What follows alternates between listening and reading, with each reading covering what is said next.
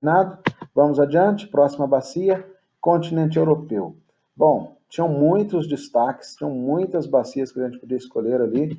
Eu escolhi o rio Volga, não necessariamente uma bacia especificamente, mas um rio importantíssimo para o continente europeu. Para a Rússia especificamente, é o rio mais importante. Vejam, o rio Amazonas, né, a bacia com quase 4 mil quilômetros, desculpem, quase 7 mil quilômetros, em torno disso, tanto a do Amazonas, bacia amazônica, quanto a bacia do Nilo, tem um pouco menos de 7 mil quilômetros. Só o rio Volga, ele possui 4 mil quilômetros de extensão.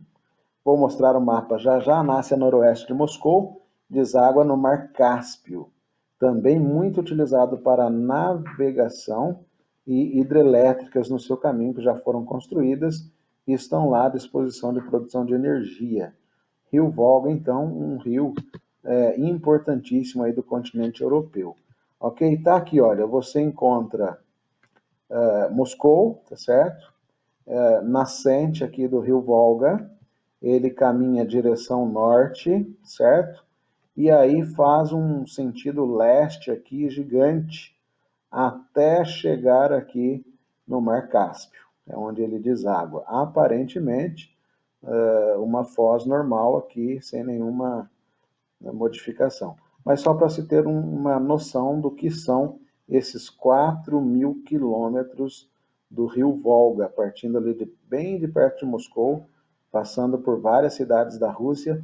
E como eu disse, não tem jeito de ter uma cidade, de existir uma cidade, se não existir um rio.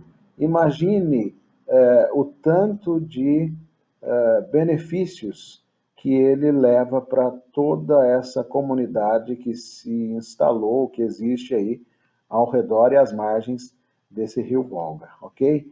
Até que ele chegue aqui no Mar Cáspio e finalmente desague nesta região, certo? Bom, no continente asiático, lembrando que Rússia tem parte asiática e parte europeia, né? E a gente praticamente falou dela a parte asiática ali, que é a maior parte dela. Mas ainda na parte asiática, nós temos um outro rio muito importante. Se o Volga é muito importante para a Rússia, o Rio Azul, ou Yangtze, ele é o maior da Ásia. São quase 6 mil quilômetros de extensão. E uma curiosidade muito interessante aqui é que lá foi construída a usina hidrelétrica de Três Gargantas, a maior usina hidrelétrica do momento, em funcionamento. Ultrapassou a nossa Itaipu aqui brasileira, na verdade binacional, né?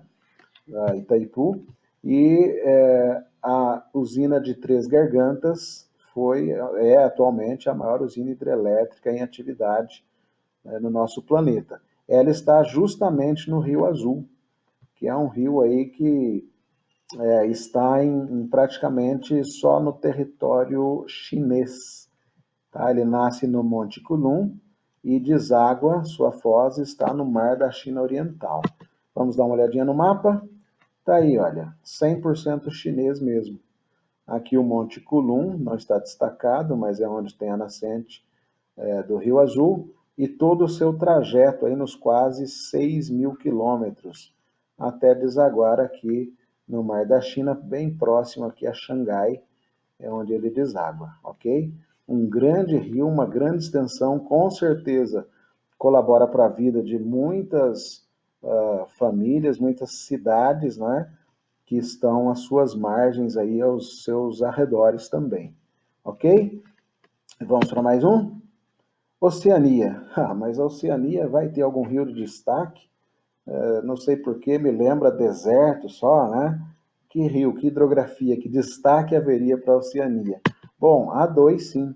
São dois rios conhecidos como Murray e Darling, e ambos nascem na Cordilheira Australiana e desaguam no Oceano Índico. Sua bacia chega a 910 mil quilômetros quadrados. Com o Murray e o Darling, eu faço um paralelo aqui, quero mostrar a imagem até. Eles nascem próximo aqui do Oceano Pacífico, ok? Onde nascem aqui Darling e Murray, a gente poderia dizer, olha, estão muito mais próximos do Oceano Pacífico. Por que não desaguam no Pacífico e sim no Índico? O paralelo que eu faço aqui, um parênteses que eu abro, acontece algo semelhante com o nosso Rio São Francisco. O Rio São Francisco aqui no Brasil nasce em Minas Gerais e ele estaria relativamente muito próximo, eu não coloquei a imagem aqui, mas dá para você imaginar, ele estaria relativamente muito próximo de caminhar aqui para São Paulo e já desaguar no Atlântico. Acontece que o nosso Rio São Francisco, em vez de fazer um trajeto bem direto para o oceano, ele vai sentido norte, nordeste do nosso país. Passa por vários estados, e em vez de desaguar aqui no sudeste, São Paulo, por exemplo, que teria o litoral, né? Ele vai desaguar lá no Nordeste. Por que isso acontece aqui no nosso país?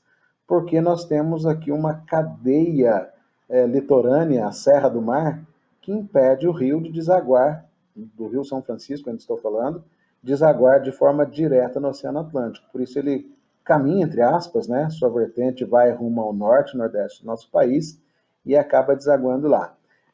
Voltando aqui, fecho parênteses, o Murray e o Darling, você poderia imaginar por que não caminham ou sua vertente não se direciona aqui para o Oceano Pacífico? Justamente porque deve acontecer aqui uma cadeia montanhosa no litoral, uma espécie de Serra do Mar aqui também, que impede esse rio de vir para o leste, esses dois rios, na verdade, né? Então, o que acontece? Eles acabam indo em direção ao Oceano Índico, e lá eles desaguam, correto? Olha, para mim é abstrato, é misterioso até, a vertente de um rio, a gente olha alguns lugares, acha que aquele ponto estaria mais alto ou mais baixo em relação a locais que a gente já passou, e na verdade o nível mostra que não, as águas estão correndo. E como seguir todo o trajeto no nosso planeta, né? Como os rios se encontram, os afluentes, e acabam que todos desaguam no oceano. Algo fantástico, maravilhoso, obra realmente da criação. Muito interessante isso. Bem, como eu falei para vocês, tem outras bacias hidrográficas, outros rios importantíssimos, rios sagrados, como a gente encontra na Índia. Não foi possível abordar todos aqui, mas não se limite apenas à videoaula, não se limite apenas às aulas em sala de aula. Você é capaz, você corre atrás, você tem condições para isso, há muitas ferramentas para isso hoje. Busque também, seja curioso. E a gente está aqui à disposição, caso você tenha alguma dúvida, por isso eu estou deixando em aberto, algum acréscimo, alguma sugestão, fica em aberto, você me manda como anexo na videoaula de hoje, tá certo? Pelo iClass. Um abraço para você, a gente se encontra com o próximo conteúdo, aí sim, falando sobre o segundo bimestre. Espero e torço muito e peço muito a Deus que o nosso próximo encontro já seja ao vivo, presencial. Mas se não for, a gente encontra-se por aqui mesmo, tá certo? E aí a gente caminha com os conteúdos com a benção de Deus, tá bom? Até lá, um forte abraço para você e até mais. Tchau, tchau.